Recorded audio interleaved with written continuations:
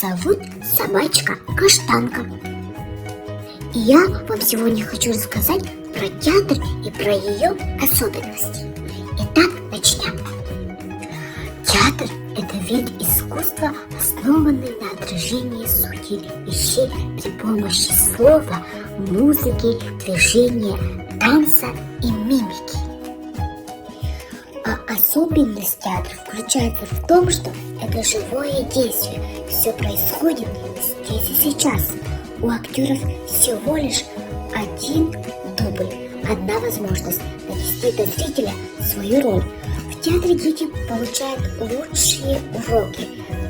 Вообще, театр – это такое искусство, которое объединяет очень-очень много видов искусств. Литературу, музыку, пластику и так далее.